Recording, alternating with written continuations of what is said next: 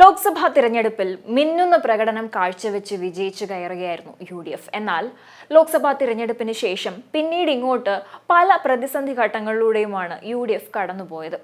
ഇത്രയും മികച്ച വിജയത്തിന്റെ ശോഭ കെടുന്ന തരത്തിലുള്ള വിവാദങ്ങളായിരുന്നു കോൺഗ്രസിനെ തേടി തിരഞ്ഞെടുപ്പിന് ശേഷം എത്തിയത്. നേതാക്കന്മാരുടെ പരസ്പരമുള്ള വ്യക്തിവിരോധവും സ്വരച്ചേർച്ചയില്ലായ്മയും എല്ലാം പാർട്ടിയെ നന്നേ തളർത്തിയിരുന്നു. ഇതെല്ലാം പൊതുജനത്തിനു മുന്നിൽ പാർട്ടിയുടെ നിലവാരം ഇടിയുന്നതിന് കാരണവുമായി. കൂടാതെ പാർട്ടി ജനങ്ങളിൽ നിന്ന് അകന്നുപോകുന്നു എന്ന വിലയിരുത്തലും പല കോണുകളിൽ നിന്നും ഉയർന്നു കേട്ടു. UDFന് അകത്തുള്ളവർ തന്നെ പാർട്ടിക്കെതിരെ പ്രവർത്തിക്കുന്ന ഒരു രീതിയായിരുന്നു കണ്ടുവന്നത്. ഇതെല്ലാം പാർട്ടിയുടെ നിലനിൽപ്പിനെ തന്നെ ചോദ്യം ചെയ്യുന്നത് പോലെയായിരുന്നു. ഏറ്റവും പ്രധാനപ്പെട്ട ലോക്സഭാ തിരഞ്ഞെടുപ്പിൽ ജയിച്ചു കയറിയപ്പോൾ എന്നാൽ താഴെത്തട്ടിലേക്ക് നോക്കുമ്പോൾ UDFന്റെ ജനങ്ങൾക്കിടയിലെ വിശ്വാസ്യത കുറഞ്ഞതായി കാണാൻ സാധിക്കും. അതിൻ്റെ ഏറ്റവും വലിയ ഉദാഹരണമാണ് UDF ഇപ്പോൾ നേരിട്ട ഈ തോൽവി. UDFനെ പുറത്താക്കി ഭരണം നേടിയെടുത്തിരിക്കുകയാണ് LDF. ഇതോടെ 40 വർഷത്തിന് ശേഷം പിടിച്ചെടുത്ത ഭരണം UDFന് നഷ്ടമായിരിക്കുകയാണ്. പെരിന്തൽമണ്ണ ഏലംകുളം പഞ്ചായത്തിലാണ് നിലവിലെ ഭരണസമിതിയെ പുറത്താക്കിക്കൊണ്ട് LDF ഭരണം പിടിച്ചെടുത്തത്.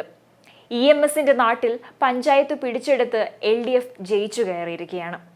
UDF അംഗത്തിന്റെ കൂറുമാറ്റമായിരുന്നു UDFന് ഭരണം നഷ്ടമാകാൻ കാരണമായത്. പ്രസിഡന്റിനെയും വൈസ് പ്രസിഡന്റിനെയും അവിശ്വാസ പ്രമേയത്തിലൂടെ പുറത്താക്കുകയായിരുന്നു.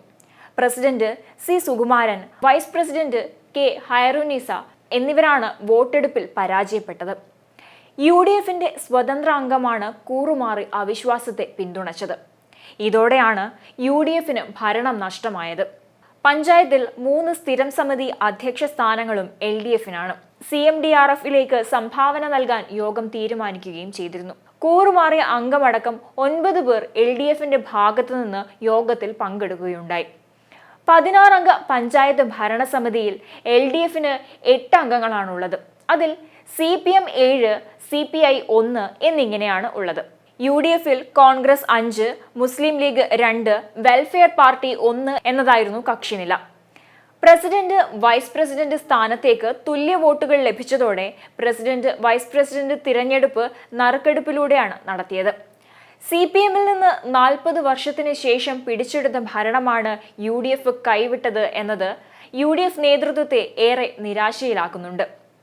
അതേസമയം അവിശ്വാസ പ്രമേയത്തിലൂടെ പുറത്താക്കിയതിൽ UDFൽ വിവാദം ഉടലെടുത്തിട്ടുണ്ട്. വലിയ രീതിയിലുള്ള അതൃപ്തി സംഘടനയ്ക്കുള്ളിൽ പ്രകടമാണ്.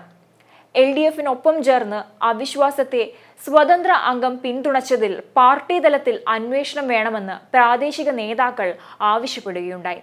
അന്വേഷണം ആവശ്യപ്പെട്ടുകൊണ്ട് DCC പ്രസിഡന്റിനും അതുപോലെ തന്നെ പ്രതിപക്ഷ നേതാവിനും കത്ത് നൽകിയിട്ടുണ്ട്.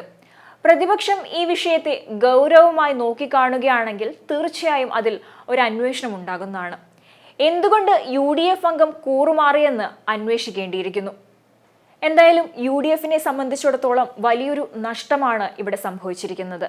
പഞ്ചായത്ത് തലത്തിലാണെങ്കിൽ പോലും ഇത്രയും വലിയൊരു തോൽവി സംഭവിച്ചിരിക്കുന്നത് UDFന്റെ ലോക്സഭാ തിരഞ്ഞെടുപ്പിലെ വിജയത്തിന്റെ ശോഭ പോലും കെടുത്തുന്നതാണ്.